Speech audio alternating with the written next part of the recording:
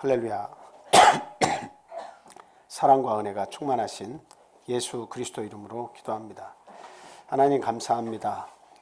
우리 한 주 동안 우리 주님의 사랑과 보호 안에서 보내게 하시고 세상에 치우쳐서 우리의 마음과 몸을 다 빼앗겨 살지 아니하고 하나님을 기억하고 그리고 말씀을 지키려고 살도록 인도해 주셔서 감사합니다.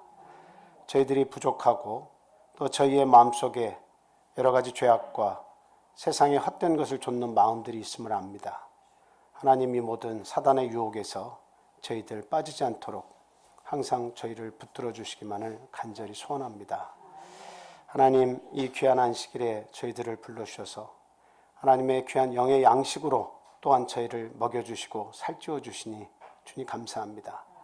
십자가의 은혜로 저희를 구속해 주시고 이렇게 교회에 나와서 안식일마다 정말 저희의 더럽혀진 찌든 마음과 몸을 씻을 수 있도록 이 귀한 시간을 매번 허락해 주심에 진심으로 고개 숙여 또한 감사를 드립니다. 하나님, 오늘 저희에게 주시는 귀한 영의 말씀을 통해서 깨달음을 허락하여 주시옵소서. 날로 새로워지게 주님 말씀으로 씻겨주시고 온전히 그 말씀 안에서 감사함을 누리는 우리 참빛교회 성도님 다 될 수 있도록 주님 도와주시옵소서.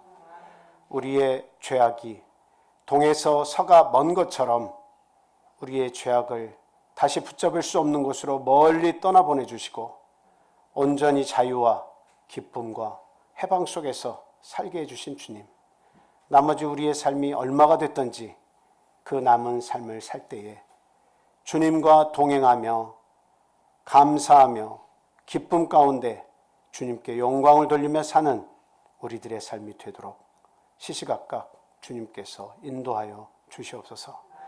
하나님, 또한 이 귀한 시간에 함께하지 못한 우리 사랑하는 영의 가족 또 육신의 가족들이 있습니다. 어디에 있든지 하나님 그 영혼들을 지켜보아 주시옵소서. 죄악과 타협하지 아니하고 안식일을 기억하고 하나님을 알지 못하는 자에게는 하나님을 알 수 있는 기회를 또한 허락하여 주시옵소서. 온전히 이 날을 기억함을 통해서 세상과 구별되게 하시고 거짓과 구별되게 주님 인도하여 주시옵소서. 좁은 길을 걸으면서도 항상 감사할 줄 알고 좁은 길을 걸으면서도 힘들지만 인내할 줄 아는 우리들 되도록 주님이 또한 인도해 주시옵소서. 오늘 모든 시종을 우리 주님께 온전히 맡기고 예수 그리스도 이름으로 감사하며 기도합니다. 아멘.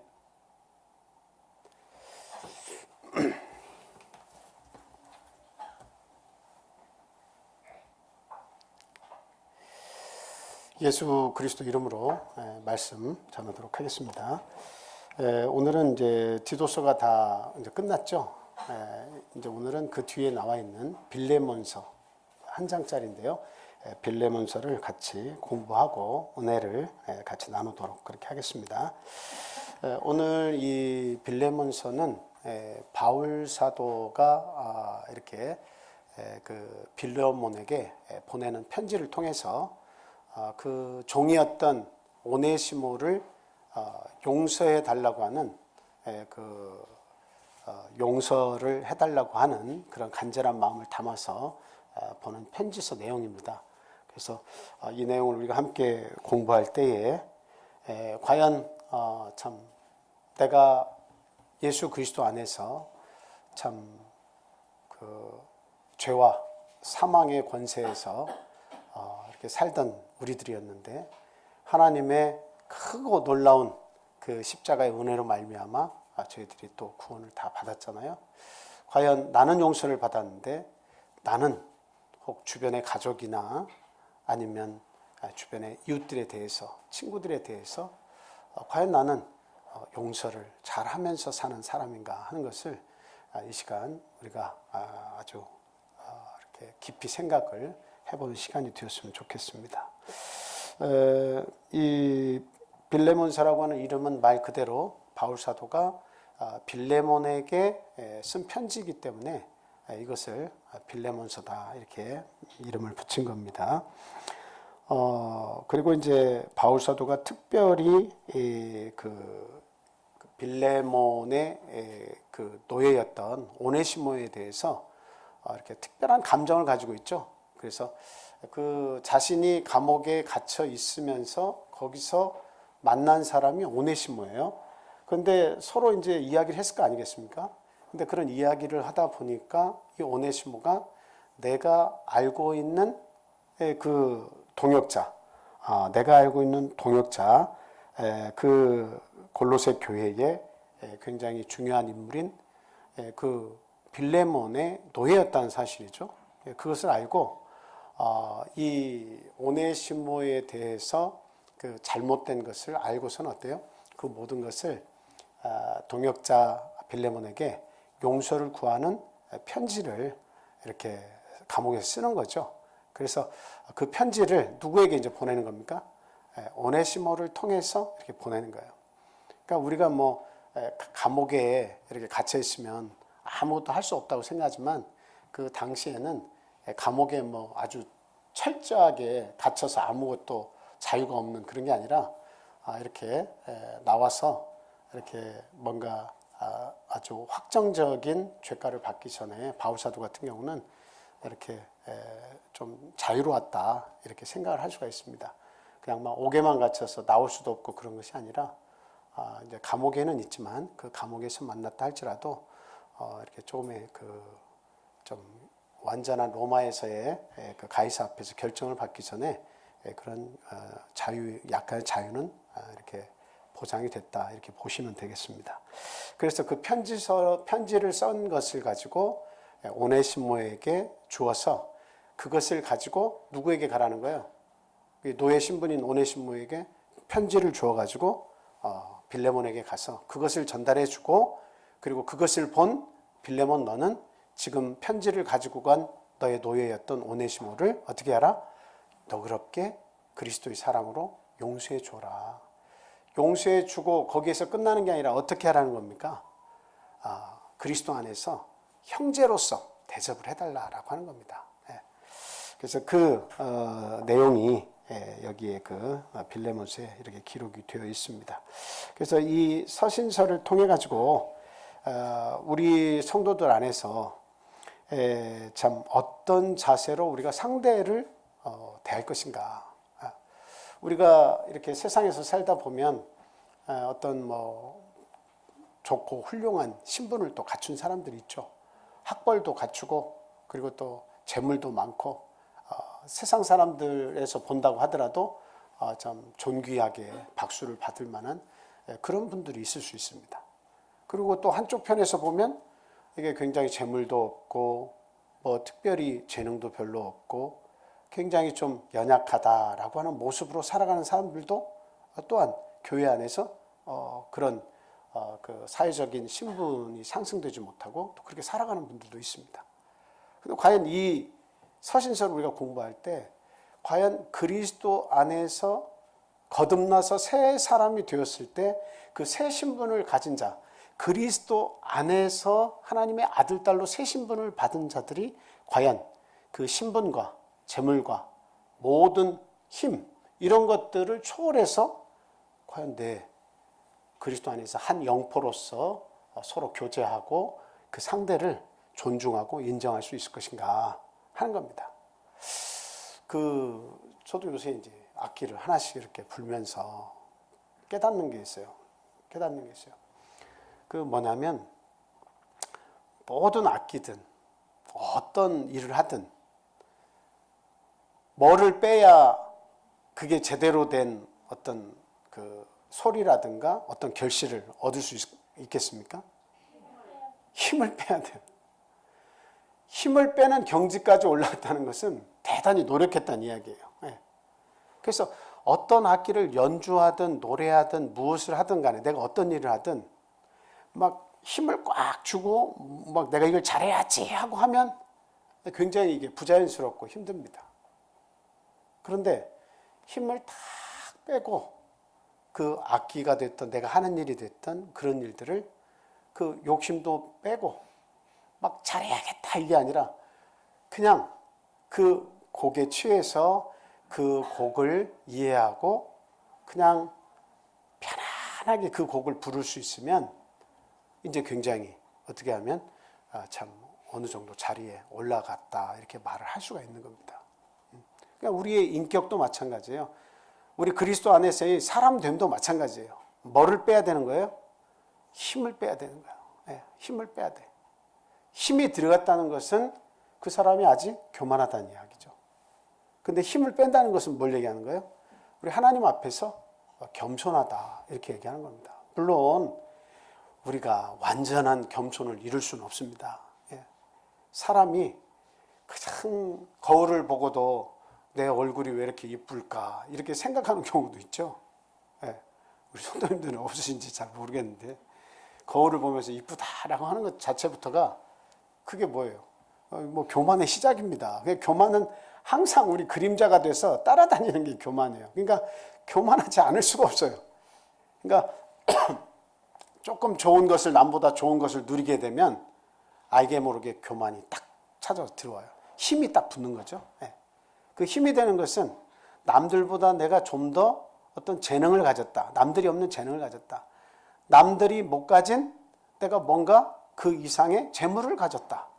또 남들이 못 가진 그 이상의 뭐 미모라든가 어떤 외적인 그런 아름다운 모습을 가졌다. 아니면 남들이 갖지 못한 그런 세상에서의 권력과 어떤 그 능력을 내가 갖추고 산다. 이렇게 되면 어때요? 사람은 그냥 자동적으로 힘이 들어가는 겁니다. 말소리에도 힘이 들어가고 내 몸에도 힘이 들어간 행동이 나오고 다 그런 거예요. 근데 그리스도 안에서 새 생명을 얻어서 거듭난 우리가 됐다면 그 하나님 안에서는 어떻게 되냐는 거죠. 하나님 믿는 그 삶 속에서 이제는 새로운 눈으로 세상을 바라봐야 되죠. 예전에는 내가 세상의 한 사람으로서 이 세상을 바라봤는데 그리스도 안에서 거듭난 이후에 내 눈은 그리스도 안에서 거듭난 사람의 눈으로 봐야 되겠죠. 그죠? 그리고 내 말은 그리스도 안에서 거듭난 사람으로서의 말을 해야 되는 거죠. 내 행동도 그리스도 안에서 거듭난 사람으로서의 그 행동을 우리가 해야 하는 겁니다. 그 말과 행동과 모든 바라보는 것들이 어떻게 되는 거예요, 이제? 새 생명 가운데에서 그리스도 안에서 그것들을 이렇게 행할 때 보면 다 힘이 다 빠져야 한다. 힘이 다 빠져야 한다. 그래서 참 어떻게 보면 이 세상을 이제는 그 바라보는 나의 눈과 행동과 모든 이런 그 가치관을 이렇게 우리가 가지게 되는 그런 모든 분야에서 그리스도의 십자가가 계속 그 속에 들어와야 돼요. 내가 화내고 싶어도 날 위해 참으신 예수 그리스도가 내 안에 있어야 돼. 그러면 우리는 그 종이 한 장에도 비어도 막 아파가지고 안절부절 못하는데 참 이 아주 긴 그 뾰족한 그 뭐라고 해 가시 그 가시들이 붙어 있는 그런 가지로 엮어 만든 가시 면류관을 우리 예수님께서 시험을 당했잖아요. 그럴 때의 그 고통 그리고 십자가의 못이 손과 발에 이렇게 못이 박히고 그리고 그 전에는 채찍질도 당하고 참 우롱도 당하고 백성들로부터 외면을 당했고 뭐 이런 내용들을 다 생각해 본다면 참 그 고통이라고 하는 것은 이루 말할 수 없죠. 그래서 그 십자가의 그 고통이 누구 때문이냐? 다른 사람이 아니라 나 때문이다라는 거예요. 나를 구원하시기 위해서 그 길을 가신 거예요. 뭐 내가 아니라 수백만 수천만을 구원하셔도 내가 그 십자가와 관계가 없으면 아무것도 아니죠. 중요하지 않죠. 우리가 뭐 때문에 예수 십자가를 그렇게 감사하고 귀중하게 생각을 해야 됩니까? 다른 사람들을 구원했기 때문이 아니라 나를 구원했기 때문에 그 십자가가 굉장히 감사하고 감격스러운 거 아니겠습니까? 그러니까 우리 속에 거듭난 우리에게는 무엇이 항상 있어야 돼요? 예수 그리스도의 십자가의 그 은혜, 그 구속의 은혜가 우리 속에 계속 남아 있어야 돼요. 그래서 내가 뭔가 화가 나고 싶어가지고 내가 말을 할 때도 나를 위해서 참으신, 화를 내시려면 내가 내는 화보다 얼마만큼 내 죄악을 보시면서 화를 내고 싶으셨겠습니까? 그런데 우리 예수님은 절대로 화내시지 아니하고 온전히 참고 또 참으셔서 우리가 예수 그리스도 알고 회개하기에 이르기를 간절히 바라고 계시다라고 하는 거죠. 그러니까 우리의 말과 행함과 모든 눈으로 보는 이 세상을 예수 그리스도의 십자가의 은혜에 담겨진 사람으로서 보고 말하고 행동해야겠다라고 하는 겁니다. 그 속에서 뭐가 빠지는 거예요? 힘이 빠지는 거예요. 그래서 내 말은 항상 온유하게, 그리스도의 사랑으로 온유하게 이 말이 나가도록 우리가 힘을 써야겠고, 내 행동도 그리스도의 사랑으로 날 위해 참으시고 날 위해 모든 것을 내어주신 예수 그리스도의 삶처럼 내 행동들도 그렇게 남을 위해서 섬기는 자의 모습으로 그런 모습들이 나타나야겠다 하는 겁니다. 자, 그래서 이제 오늘 이 바울 사도의 가르침이 바로 그러한 겁니다. 예수님께서 우리를 용서하신 것 같이 우리도 서로 용서하자라고 하는 거예요. 그래서 그 빌레몬, 네가 나에게 빚진 자가 아니냐? 나에게 빚을 진 자고 내가 복음을 통해서 너를 구원했으니까 넌 나에게 빚진 자다. 너는 과거의 모든 죄에서 하나님 알고 이제 새롭게 거듭난 사람이 된 것처럼, 용서함을 받은 자가 된 것처럼, 내가 여기 오네시모를 너에게 보낼 때 너도 역시 그 노예를 용서하고, 그리고 그에게 예수 그리스도의 사랑 안에서 형제로서 대해주기를 간절히 소망한다 하는 것이 오늘 본문의 핵심입니다. 자, 그럼 오늘 본론에서 참 인물 중심으로 한번 우리가 그 생각을 해보겠습니다. 먼저 첫 번째로 갇힌 중에서 낳은 아들 오네시모 이야기입니다. 자, 본문 10절 한번 보겠습니다. 10절. 자, 다 같이 읽겠습니다. 시작. 갇힌 중에서 낳은 아들 오네시모를 위하여. 자, 저기서 이렇게 보니까 갇힌 중에서 낳았다. 지금 바울 사도가 어디에 있다는 겁니까? 네, 감옥에 있다는 거예요. 지금 바울 사도가 감옥에 있는데 누구를 만났어요? 오네시모를 만났어요. 그런데 오네시모는 저 나중에 19절이나 그 뒤에 보면 알겠지만 바울 사도가 너에게서 오네시모가 뭔가 취한 것이 있으면 그걸 나에게로 돌려라. 내가 갚겠다. 이렇게까지 얘기하고 있어요. 그러니까 이 오네시모는 주인집에서 나올 때 뭘 가져온 것으로 우리가 생각할 수 있습니까? 그 재산 일부를 가지고서 도망쳤다는 것을 알 수 있습니다. 그래서 지금 골로새 교회에서 참 그 핵심 인물이 빌레몬인데, 이 빌레몬 집에서 도망쳐 나와서 어디까지 지금 왔다는 거예요? 바울 사도가 갇혀 있는 로마의 감옥까지 지금 와서 그 감옥에서 갇혀 있었다는 거예요. 그럼 로마의 감옥에서 갇혀 있었다는 이야기는 무슨 얘기일까요? 그 내가 주인집에서 물건을 훔쳐거든 재산을 훔쳐서 내가 이렇게 잘못했습니다 하고 그 경찰서에 가가지고 자기가 그냥 자백을 한 거예요? 아니면 또 다른 잘못을 해서 또 잡힌 거예요? 또 다른 잘못을 해가지고 재수가 있든 없든 잘못한 게 있어가지고 어떻게 해요? 잡혀서 감옥에 간 거예요. 그러니까 이제 뭐 참 노예 신분이지만 좀 어떻게 보면 좀도둑과 같은 또 그런 좀 손버릇이 안 좋았던지 좀 그런 것이 있었던 모양이에요. 그나저나 그 감옥 안에서 또 다른 잘못을 통해서 바울 사도와 만났지만 바울 사도를 통해서 어떻게 변화가 된 겁니까?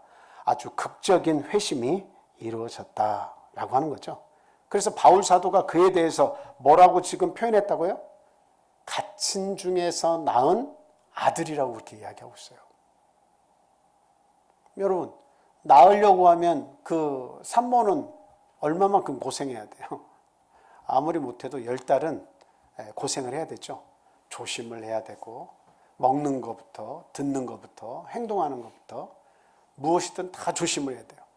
마지막에 3달이 딱 돼가지고 아기 출산을 앞두고 있을 때는 그 임박한 그때는 어때요? 더 조심스럽고 더 힘이 많이 들죠. 그 저도 저희 딸 미네를 날마다 이렇게 보면서 이게 그냥 배가 아주 그냥 이렇게 무슨 짐볼같이 크게 부풀어 올랐을 때 나는 참 여자로 안 태어나길 너무 잘했다. 그 생각을 계속 했어요. 내가 여자로 태어났더라면 얼마나 고생스러웠을까. 물론 그 고생한 만큼의 그 아기를 출산하고서의 그 기쁨과 말할 수 없는 감격을 느끼겠지만 그냥 외적으로 볼 때 나는 저 일 못해 이렇게 생각했어요. 나는 아기를 잉태하고 낳는 건 난 못해 이렇게 생각을 했습니다. 너무너무 힘들 것 같아요. 이렇게 받치고서 그냥 허리도 아프고 앉기도 힘들게 앉고 이런 모습들을 10달 동안 조심하면서 산다는 것이 보통 일 아니잖아요. 또 아기 낳을 때 고통은 어떻습니까? 또 상처가 아물 때 고통은 또 어떻습니까? 이루 말할 수 없죠. 그런데 그와 같은 과정을 통해서 출산하는 거예요. 아기를 낳는 거예요. 그러니까 그 바울 사도의 비유가 그 감옥 안에서 좋은 환경도 아닌데 그 안 좋은 환경 속에서 복음을 꾸준히 증거해가지고 그 잘못된 가치관, 잘못된 삶, 그리고 이 사회적인 신분으로 노예 신분이기 때문에 그 노예 신분으로서의 어떤 자기가 가진 가치관이 있을 거 아니에요.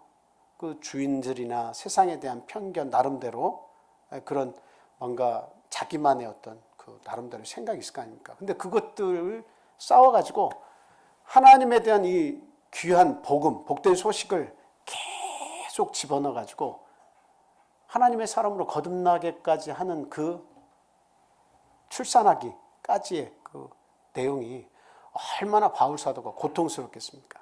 그냥 한두 번 참았겠어요? 한두 번 비유 맞춰주고 말았겠어요?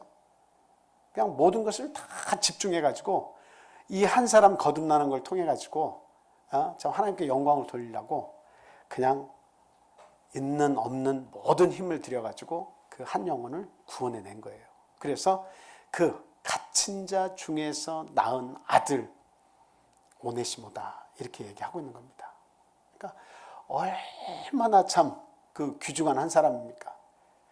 구원받기 전에는 그냥 노예예요, 노예. 그리고 구원받기 전에는 아주 주인의 뜻을 거스리고 도망쳐오면서 그 재물을 이렇게 도적질해서 나온 참 형편없는 사람입니다. 그리고 또 다른 잘못을 저질러서 지금 로마 감옥에 갇히게 됐을 뿐이에요.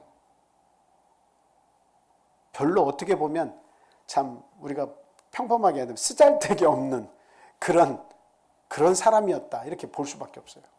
그런데 그가 바울 사도를 만나면서 조금씩 그 인생의 변화가 시작되더니 결국에는 바울 사도를 통해서 하나님을 알고 믿는 자가 되었을 뿐만 아니라 저 말씀을 쭉 읽어보면 알지만 바울 사도가 내게는 없어서는 안 될 사람이 되었다라고 지금 얘기하고 있죠. 나하고 평생 같이 해야 될 사람이다. 너 대신에 오네시모가 나와 함께 쭉 있어줘야 되겠다. 바울 사도는 그렇게까지 이야기를 하고 있습니다. 나에게 정말 필요한 사람이 되었다는 거죠. 그래서 지금 너 대신에 나와 계속 함께 있어야 되는데 그런데 너의 뜻을 내가 알기를 원한다는 겁니다.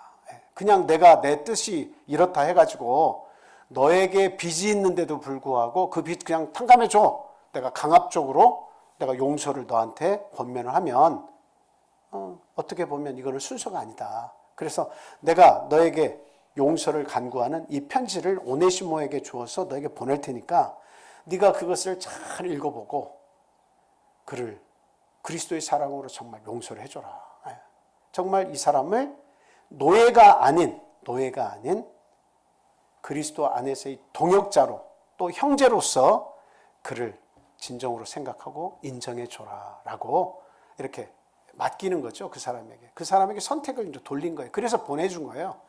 그냥 편지를 쓸 때 내가 이렇게 참 하나님의 말씀을 잘 듣는 오네시모가 거듭나서 내 곁에 있으니까 내가 두기로 했다. 너 용서해. 그리고 편지를 용서해 주기 바래 하고 보내면 좋지만 바울 사도는 그렇게 하고 싶지 않다는 거죠. 그래서 그 편지를 가져다 주면서 마지막에 이제 그 편지의 마지막 내용이 뭐였습니까? 너는 내가 부탁한 것 그 이상을 네가 해줄 줄 나는 믿는다. 이렇게 얘기하는 거예요. 그러니까 더 큰 내가 말하는 부탁하고 용서를 강구하는 것 그것뿐만이 아니라 그보다 더 많은 사랑으로 네가 이 오네시모를 관용으로 용서하고 사랑으로서 형제로 네가 대접을 해줄 줄을 내가 안다. 그 이상으로 더 큰 사랑으로 대해줄 줄을 내가 안다. 그러면서 이 편지를 그렇게 쓰고 있는 겁니다. 자, 그래서 지금 감옥 안에서 바울 사도에게 전도를 받고 새 사람이 되었는데 더 나아가서 바울 사도의 하나님의 사역을 하는 데 있어서 없어서는 안 될 일꾼이 되었다라고 하는 겁니다. 저희들이 종종 그 구원받은 그 기쁨을 이렇게 얘기할 때가 있죠. 그래서 구원받은 것은 참 좋은데 근데 한 발 더 나아가서 어느 자리까지 나아가야 됩니까? 일꾼의 자리까지 나아가는 게 대단히 중요해요. 일꾼의 자리까지 나아가는 것이 굉장히 중요합니다. 근데 구원받은 데에서 딱 멈춰 있고 일꾼은 안 돼. 일꾼은 안 돼. 교회에서 뭔가 우리가 함께 하기를 원하는 그 일들을 위해서 그게 내가 해야 될 일로 알고 그 일을 받아서 열심히 그 일을 위해서 우리가 함께 하고 투쟁을 해야 되는데 그런데 그런 일꾼은 안 되고 그냥 예배만 드리러 왔다 갔다 하는 정도 선에서 우리가 머무르면 그 구원이 참 위태롭다라고 하는 겁니다. 그래서 지금 오네시모와 같이 구원받은 이후에 그 지도자에게 그 교육을 받아서 정말 그 교회에 필요한 사람 그리고 하나님의 일을 하는 자에게 있어서 절대적으로 그 필요한 동역자가 되는 것이 이게 대단히 중요한 거예요. 그러면 그 삶 속에서 삶의 의욕이 막 넘쳐납니다. 우리를 이끌어가는 힘이 생기는 거죠. 그러니까 그거는 뭐라고 하냐면 하나님께서 나에게 인생의 목적을 깨닫게 해주신 거예요. 뭘 위해서 살아라 하는 그 인생의 목적을 깨닫게 해주셨을 때 그것을 아는 사람은 그 목적을 붙잡고 가는 거예요. 그러면 삶이 대단히 기쁘고 즐겁고 힘이 솟습니다. 근데 그 목적을 잃어버리면 이 세상에서 너나 저 사람이나 그냥 똑같이 생각하는 세상의 가치관으로 바라보고 살면 행복할 때도 물론 있죠. 돈 많이 벌면 행복하고 뭔가 새로운 거 집 사고 새로운 거 뭐 누리면 행복하죠. 그런데 하나님의 일을 함으로써에 오는 그 기쁨과 행복은 누리지 못합니다. 그게 진짜 인생의 목적인데 그냥 세상에 먹고 마시고 즐기는 것은 모든 세상 사람들이 다 하는 거예요. 그건 인생의 진짜 목적이 아니에요. 인생의 진짜 목적은 나를 지으시고 나를 이 땅에 보내신다는 뜻을 알 때 그 뜻을 알 때 그 사람이 진짜 그 목적대로 살아갈 수가 있는 거예요. 하나님은 그것을 깨닫기를 바라신 겁니다. 그래서 세상 사람들과 구분되어서 그냥 우리가 물과 성령으로 거듭난 자로서 멈추는 것이 아니라 하나님의 일꾼의 자리까지 나아가야 된다. 우리가 오네시모를 보면서 그런 생각을 해봅니다. 자, 본문 1장 18절 19절 한번 보겠습니다. 한번 읽어주세요.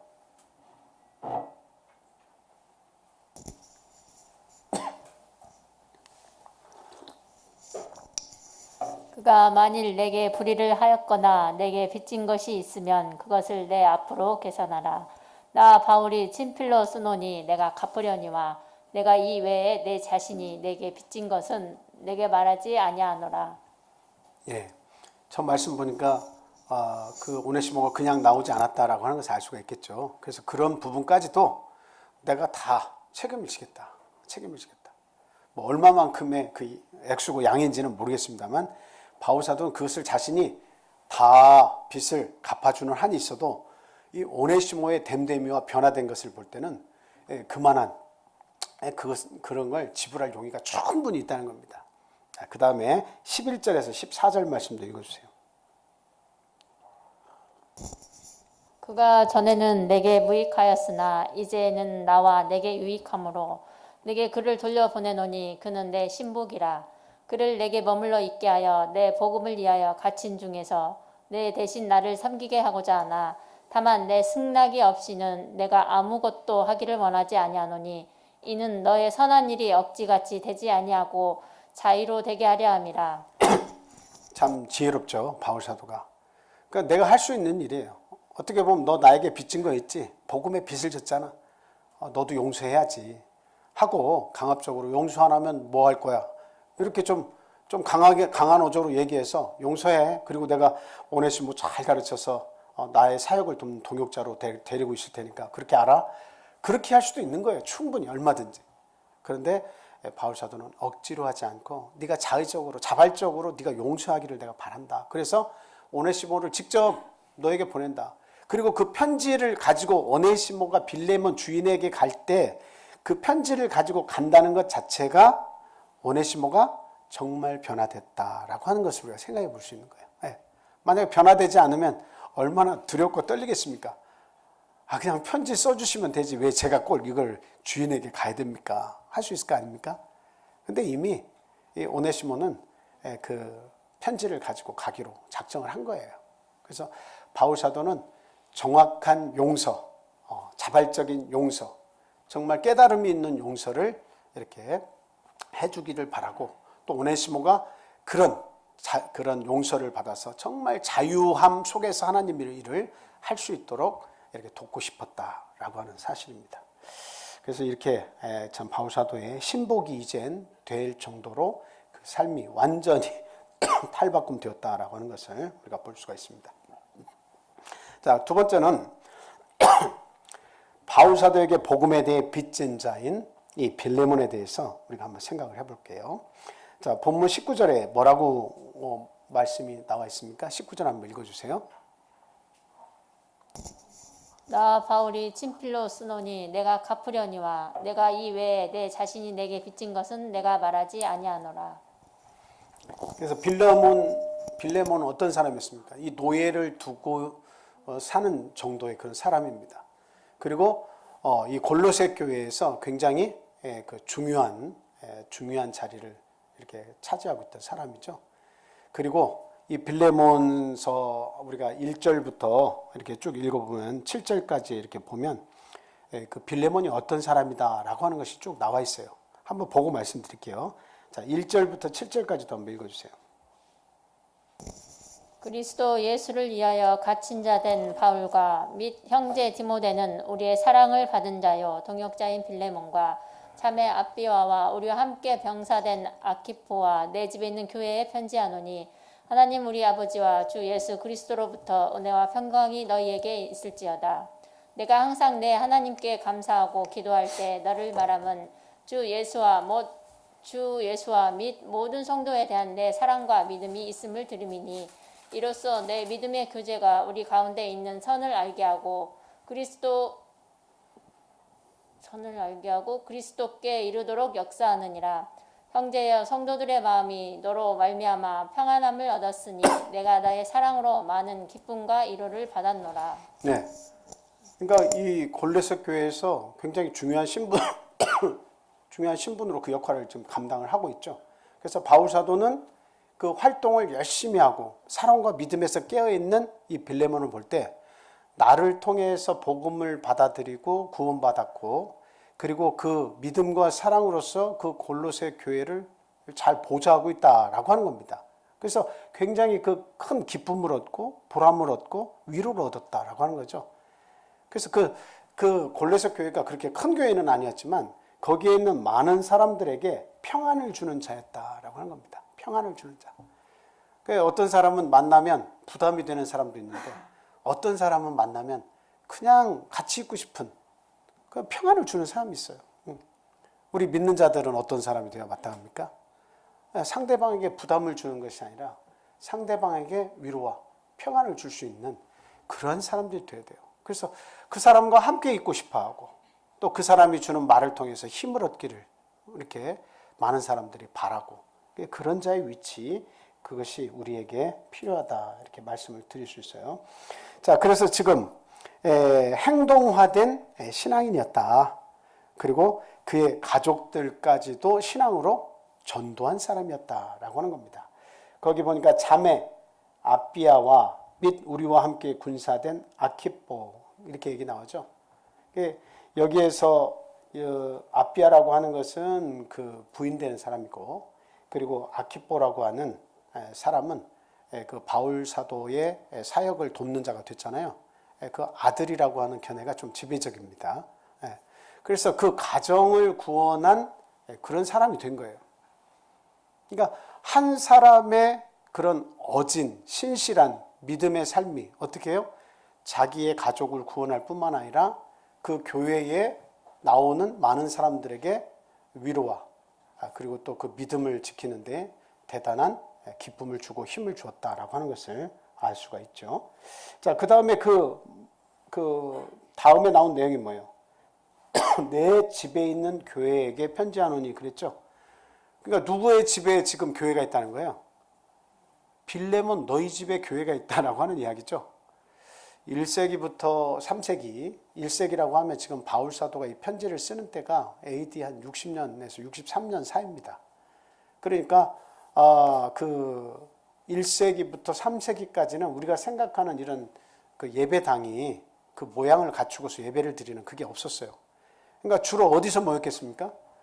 신실한 믿음을 가진 성도들의 집, 그 집을 거점으로 해서 가까운 곳에 그 집에 모여가지고 떡을 나누기도 하고 음식을 나누기도 하면서 거기서 예배를 드린 거예요.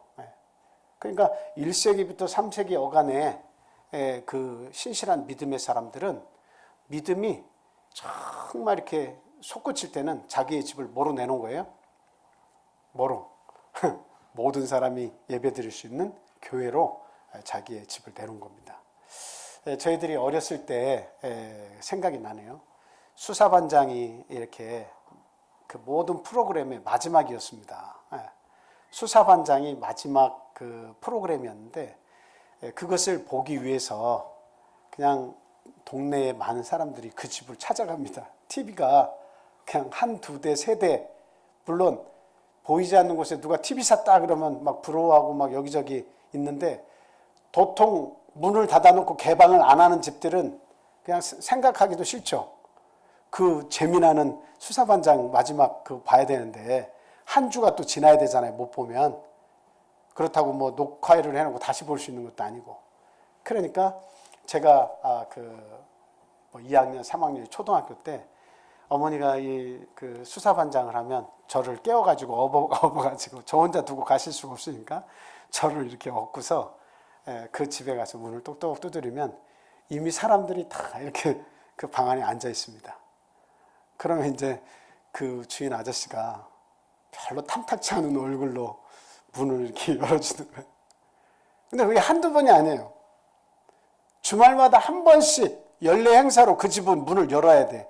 안 열면 그 저희가 48호 된 아파트였는데 그 아파트에 많은 사람들이 딴 데는 안 열어주니까 그냥 이 집은 그래도 그 아주머니가 막 오라고 막 선전을 하고 수사반장 안 볼 거냐고 막 하니까 아저씨는 할 수 없이 문을 열어주지만 그 안 열어주면 이게 이 사회생활 하는데 아주머니도 좀 껄끄러워지고 아저씨도 껄끄러워지고 그걸 알아요. 그러니까 탐탁지 않고 본인도 좀 쉬어야 되고 하는데도 불구하고 수사반장을 할 때는 문을 이렇게 탁 이렇게 열어줘요. 자연스럽게.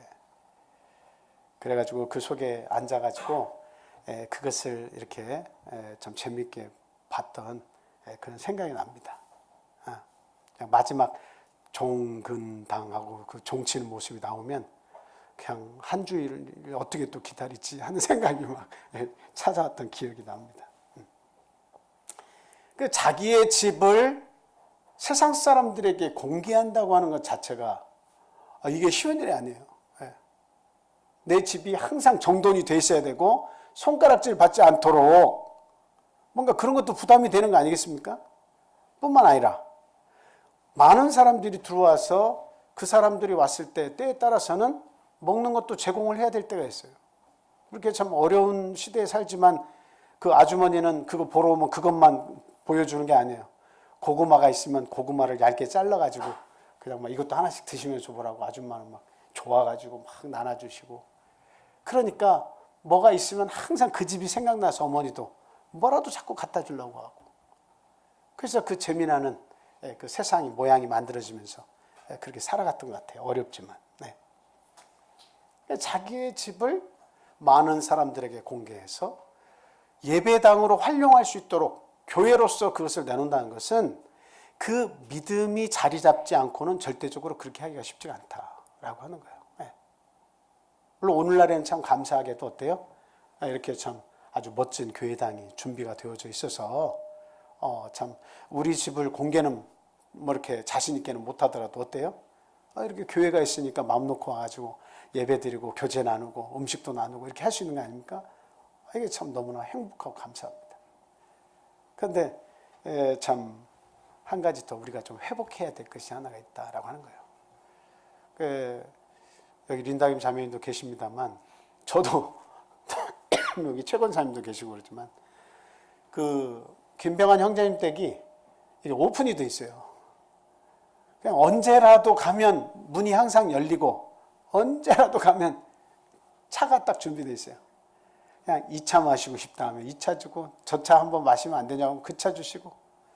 그래서 갔더니 이번에는 또 차를 6개 맛별로 다르다고 6개를 챙겨주셔가지고 또 여기 제가 여기 2층에다가 저희들 악기 부는 거기다가 또 갖다 놨어요. 하나씩 맛 좀 보시라고. 너무나 그냥 행복해요. 그래서 내 집을 개방할 때에 그게 자의적이 아니면 굉장히 불행하고 힘든 겁니다. 그런데 많은 사람들이 와서 축복해주고 이야기를 나누면서 그 만들어주신 차를 이렇게 마시면서 그 가정을 축복하고 감사를 드리고 서로 기뻐하고 그 교제를 나누는 것이 그분들의 뭐가 되니까 그게 은혜가 되는 거예요. 그분들의 자의적이고 기쁘기 때문에 기뻐함으로 자발적으로 그 일을 하기 때문에 어때요? 거기에서 하나님의 은혜가 거기에서 이렇게 막 풍성하게 나타나는 거예요. 지금 여기 빌레몬이 자기의 집을 이렇게 내놨다는 것은 이거는 대단한 믿음입니다. 쉬운 것이 아니에요. 여러분 자주장사 루디아도 마찬가지죠. 빌립보 교회에서 자기의 집을 전도의 발판지로 삼고 거기를 예배당으로 교회로서 그것을 활용하도록 했다고 하는 것은 이건 굉장한 어떤 멀리 바라볼 수 있는 그런 해안을 가졌다 이렇게 볼 수 있는 겁니다. 하나님께서 사랑하시니까 그 마음이 열려서 그 일을 하는 거예요. 오늘날에도 저희들이 점점 각박해진 세상에서 살고 있죠. 그 신방을 가려고 하면 제가 전에 있던 교회도 마찬가지인데 신방을 가려고 하면 집 공개를 안 하려고 그래. 젊은 분일수록에 더 그래요. 그래서 밖에서 만나서 밖에서 같이 식사하시면서 집안 사정 물으시고 교회에 가셔서 또 기도해 주시고 하시라고. 그래서 밖에서 만나자고 자꾸 얘기하세요. 그래서 전에 있던 교회는 나이 드신 분들 위주로 막 신방 오시라고 하는 나이 드신 분 위주로 신방을 이렇게 돌았지, 젊은 그런 가정은 바쁘고 청소가 안 돼 있고 또 집에 와서 뭔가 대접도 못하고 여러 가지 이유가 있어가지고 가가지고 예배를 이렇게 신방 예배를 드리기가 참 어려워서 못 드렸습니다. 지금 시대가 그렇게 바뀌고 있죠. 근데 그 전 교회보다 더 전에 있던 교회에서는 어땠느냐? 지금 수요일에 저희들 성경 공부를 하잖아요. 근데 제가 부산에 있을 때 그 교회는 그냥 모이기에 너무 좋아하는 사람들만 사는 것 같았어요. 그래서 신방 예배를 매주 수요일마다 예배를 어디서 드리냐? 돌아가면서 집집마다 드리는 거예요. 그 집을 찾아가면 초대교회가 따로 없어요. 그냥 오면 부침개부터 막 준비하고 과일도 준비하고 뭣도 준비하고. 그래서 아니 사시는 것도 어려운데 이런 거 자꾸 준비하면 서로 경쟁이 붙고 그러면 이건 나중에 이거는 힘들어서 더 오래 못 한다고 그렇게까지 얘기했는데 전혀 그렇게 생각하지 마시라고. 그러면서 한 20명, 25명 되는 분들이 그 요만한 작은 방에 항상 그 방은 좁죠, 작죠. 그리고 뭐 다 깨끗이 청소된 것도 아니에요. 근데도 그곳에 다 어선도선 다 모여가지고 하나님 말씀 듣고 같이 기도하고 그리고 교회에 대해서 서로 이야기도 하고 그리고 그 음식을 나누고 축복 기도를 하고 그러면 그냥 아이들부터 어른들까지 이 모임이 너무 좋다는 거예요. 그러니까 돌아다니는 곳곳마다 그렇게 정말 이 시대에 볼 수 없는 그런 뜨거운 그런 예배를 드렸습니다. 이제 교회마다 색깔이 다 다르니까 어쩔 수 없겠습니다만, 오늘날 우리가 회복해야 될 정서가 바로 그런 것이다. 세상과 똑같이 가면 안 되겠어요. 세상은 모든 것이 개인 중심적이고 이기적이고, 그리고 내 위주로 뜻대로 뭔가 참 모든 교회 활동이면 뭐며 다 맞춰주기를 원하지만, 그러나 우리가 거슬러서 살아가야 되는 것은 하나님 중심으로, 또 그 복음 중심으로, 또 구원 중심으로 이게 내 삶을 맞춰가는 그런 모습으로 우리가 좀 바뀌어야 될 필요가 있다라고 하는 겁니다. 세상은 그렇게 가도 우리는 거슬러 가야 되는 부분이 있어야 된다 이거죠, 반드시.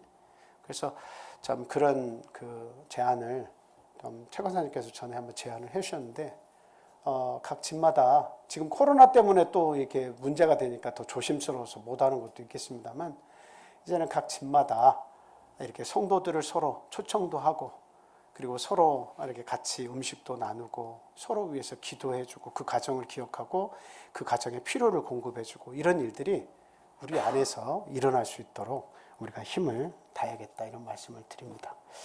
자, 이렇게 오네시모는 이렇게 교회로까지 자기의 가정을 내놓는 그런 결단을 하고, 그렇게 믿음의 삶을, 본이 되는 믿음의 삶을 살았습니다. 그래서 이제 바울 사도가 이제 그 모든 그런 그 자기와 함께한 동역자들에 대해서 그 표현을 하는데, 군사가 됐다 이렇게 표현하고 있지 않습니까? 군사. 우리 한 구절만 볼게요. 디모데후서 2장 3절에서 4절입니다.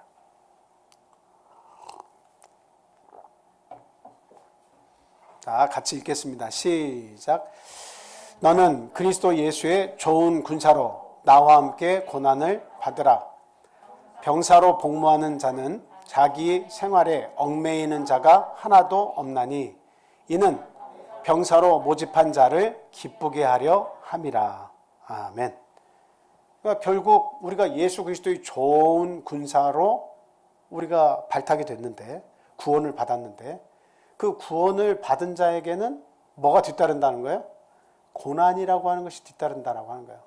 그러니까 우리가 너무 번거로워서 못해요, 이거 너무 힘들어서 못해요, 이것은 내가 이해를 못하겠어요, 이런 모든 것들이 사실은 다 뭐예요? 내가 예수를 선택하고 예수님께 구원을 받았기 때문에 내가 받아야 하는 어려움들이죠. 그런데 그런 예수의 부름을 받아서 구원받은 자, 군사된 자, 우리들은 그 고난이 따라오는 것을 당연시 여기라는 거죠. 고난을 받으라는 겁니다.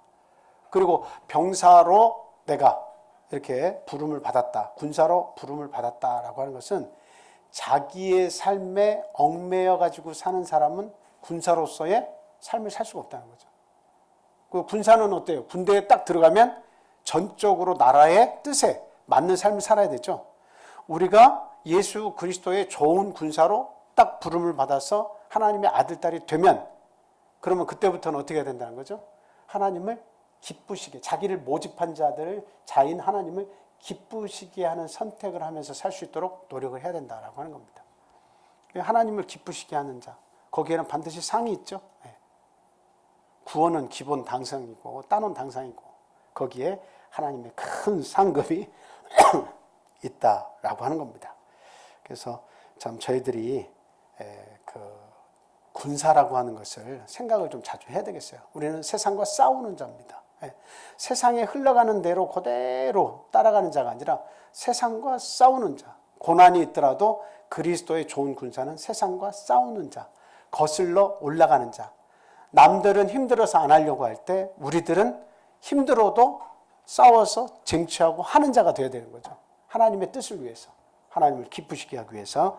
자, 그래서 그렇게 참 살으라고 하는 그 내용으로 바울 사도는 나의 군사된 아키포 이렇게 얘기하고 있어요. 그래서 거기 아키포만 얘기하는 게 아니라 거기에 나오는 동역자 모두가 다 군사라는 이야기입니다.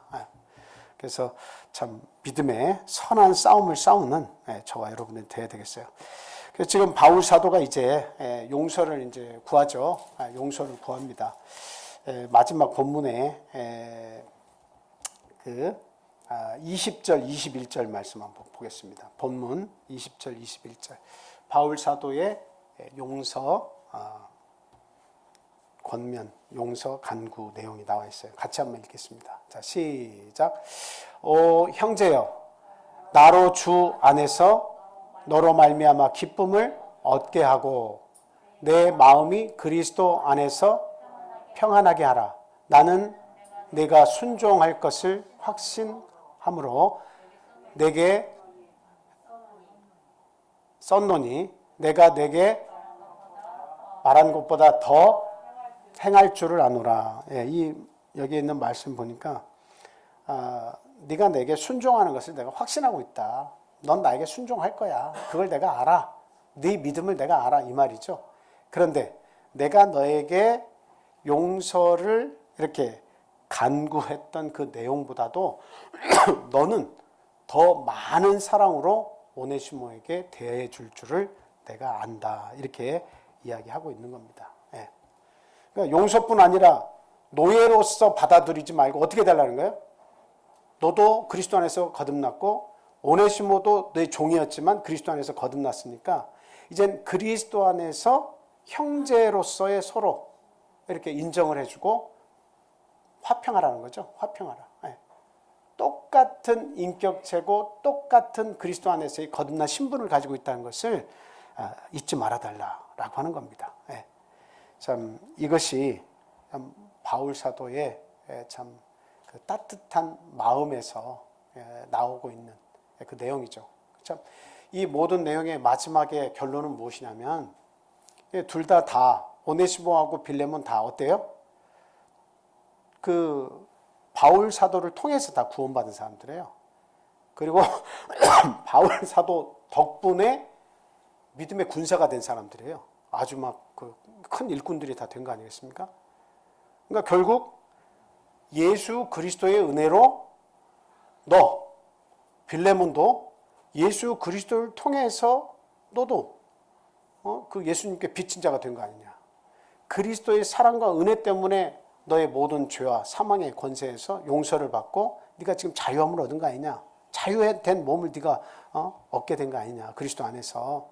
그러니 지금 너 역시도 너의 종되었던 오네시모를 그리스도의 사랑으로 진정으로 용서해서 그에게 자유를 줘라라고 하는 거죠.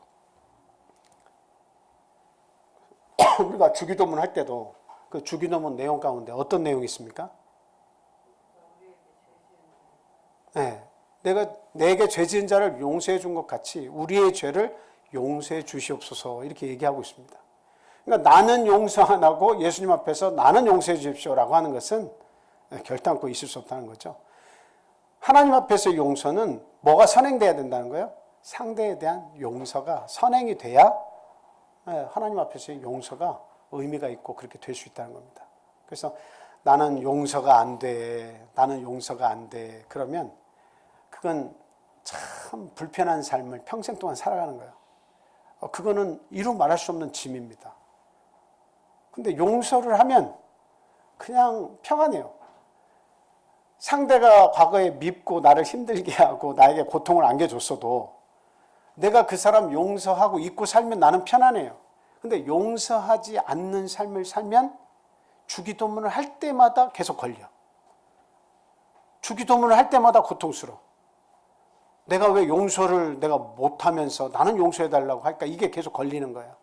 그리고 실제적으로 살면서 내가 진짜 용서를 못하고 있구나. 내가 그리스도인으로서의 삶을 제대로 못 사는구나 하는 것이 계속 마음에 걸릴 뿐만 아니라 몸에 그게 피로가 될 정도로 계속 남아 있습니다. 그러니까 용서를 하려고 우리가 힘을 써야 되는 거예요. 그 용서가 이루어지면 뭐 간혹 우리가 생각지 않고 용서했다가도 보면 또 화가 날 수도 있겠습니다만 또 그러면 용서를 또 해달라고 하나님 앞에 또 애를 써야죠. 또 생각이 나면 또 용서를 해주고 용서해주고 그런 삶을 계속 살면 용서가 길들여진 사람은 관용의 마음이 우리 속에 있어요. 그래서 항상 사람을 보면 불쌍히 여길 줄 알고 용서하려고 하는 마음이 내 속에 있어서 그리스도의 모습을 나를 통해서 나타낼 수가 있는 겁니다. 이제 하나 재미있는 예화가 있어서 하나 말씀을 드려드리는데 레오나르도 다빈치가 그 그린 그림 중에 유명한 그림이 뭐죠? 최후의 만찬이죠. 근데 그 그림을 그리기 전에 동료 화가하고 아주 대판 싸웠습니다. 그래가지고 그 화가 나가지고 그 화가 안 풀리니까 그 사람의 얼굴을 내가 그 12제자 중에 누구의 얼굴로 그려야겠다 이렇게 생각을 했어요. 누구의 얼굴로 그리려고 생각했어요. 가룟 유다의 얼굴로 그려야겠다 하고 생각을 하고 첫 번째 유다의 얼굴부터 이렇게 그림을 그렸습니다. 그래서 그 사람을 미워하면서 그 그림을 그렸어요. 그리고 그림을 보니까 대체로 자기가 미워하는 사람의 얼굴이 표현이 잘 돼 있어요. 그리고 나서 이제 가장 중요한 예수님의 이제 얼굴을 그리려고 이렇게 생각을 하고 어떻게 그릴까 고민을 하는데 이게 시간이 계속 지나고 날이 계속 지나도 예수님의 얼굴을 그릴 수가 없는 거예요. 왜 그랬을까요? 거룩한 그림을 그려야 되는데 마음속에 그 다툰 그 나쁜 놈의 친구 얼굴이 계속 머릿속에서 떠나지가 않으니까 이게 마음이 깨끗해지지 않으니까 예수님의 얼굴을 그리겠다고 하는 자기의 마음이 움직여지질 않는 거예요. 자유롭지가 않은 거예요. 그래서 너무 고통스러워가지고 그 문제의 원인이 어딨나 생각해 보니까 그림을 펼쳐가지고 볼 때마다 가룟 유다의 얼굴에 친구 모습이 계속 나타나는 거예요. 그러니까 원인이 여기 있구나. 그러면서 가룟 유다의 얼굴이었던 친구 얼굴을 보고 그린 그 얼굴을 지웠습니다. 그리고 마음으로부터 용서했어요. 그리고 예수님의 얼굴을 그릴 때 그 친구의 자비로웠던 그때의 얼굴을 생각하면서 그림을 그렸어요. 그랬더니 그냥 그림이 이게 잘 풀려가지고 오늘날까지 그 명화로 남게 되었다라고 하는 일화가 하나 있습니다. 용서를 하지 않으면 맺히는 거예요. 내 삶 속에서 일어나는 많은 사람과의 관계 속에서 용서하지 않는 그런 삶을 선택해서 살면 내 마음도 걸리고 내 몸도 걸리고 건강도 해치고 여러 가지로 어려움이 옵니다. 그러니까 우리 예수 믿는 사람들은 빨리 용서하는 걸 배워야 돼요. 빨리 용서하는 법을 배워야 돼요. 뭐 무조건 우리가 막 아주 그 하나님이 아닌 이상은 화도 나고 그냥 상대방이 뭐 둘을 줬으면 그래도 하나라도 내가 갚아줘야지 그런 마음들이 우리에게 순간순간 들어올지라도 그게 다 불필요하다라고 하는 것을 그렇게 해보고 나면 알아요. 근데 이제는 해보고 깨닫지 말고 안 하고 상대가 나를 미워하고 뭐하고 하면 부드러움으로 대해주면 상대가 더 고통스러운 법이에요. 정말 상대를 깨닫게 해주려면 상대에게 더 많은 사랑으로 관용으로 대해주는 것이 최고입니다. 그러면 결국 때가 되면 그 상대도 하나님께서 깨우쳐 주시겠죠. 그래서 참 용서하는 삶을 우리가 배워서 살아야겠다. 그리고 그리스도 안에서 화평을 추구하고 그리스도 안에서는 신분이 높고 낮음이 없고 그리스도 안에서 모두가 다 같은 형제 자매라고 하는 사실 우리가 오늘 말씀을 통해서 배웠습니다. 실제로 그 행동화된 믿음을 가지고 살 수 있는 저와 여러분이 다 되셔야겠습니다. 우리 함께 기도하겠습니다. 오늘 기도하실 때 하나님 우리 주변의 가족들이나 친구들이나 이웃들에 대해서 내가 혹 서운하게 한 것이 있는지 하나님 돌아보게 해주십시오. 알게 모르게 지은 잘못이 있다면 하나님 용서해 주십시오. 우리가 기도하겠습니다. 또한 나에게 잘못하고 나를 곡해하고 미워하는 자가 혹 있습니까? 내가 그들에 대해 용서하는 마음을 갖지 못했다면 이 시간 하나님 말씀처럼 깨달음을 주셔서 모든 것을 다 용서하고 하나님께 맡기는 시간이 되게 주님 도와주십시오. 이렇게 기도하겠습니다. 자, 우리 이 나라 이 민족을 위해서 기도해 주시고 참 하나님께서 어떤 선택을 하시더라도 가장 아름다운 최선의 선택을 해 주실 것으로 우리는 믿어야 되겠습니다. 좋은 지도자를 주시라고 기도해야 되겠습니다. 하나님 잘 믿는 나라가 되게 해달라고 또 기도해 주시고요. 참 코로나를 통해서 또 기타 변이 바이러스를 통해서 우리의 신앙이 이렇게 낙후되지 않도록 하나님 도와주십시오. 또 멀리 이곳을 떠나 있는 우리의 가족들 하나님 그 영혼들을 불쌍히 여기시고 지켜주십시오라고 기도하겠습니다. 자, 하나님을 찾는 구도자들 하나님 그 영혼을 하나님 불쌍히 여겨주셔서 꼭 구원해 주십시오라고 우리가 또 함께 기도해야 되겠습니다. 자, 그리고 우리 참 구원받은 자들이 참 지금 하나씩 둘씩 나타나고 있죠. 또 우리 성령을 이렇게 받으시는 분들이 나타나고 있어서 너무나 감사를 드립니다. 우리 모두 성령 충만을 위해서도 함께 또 기도해 주시기를 부탁을 드립니다. 자, 우리 같이 기도하겠습니다. 연로하신 우리 집사님들 또 어린 자녀를 둔 가정들도 기억하시고 함께 기도해 주시기 바랍니다.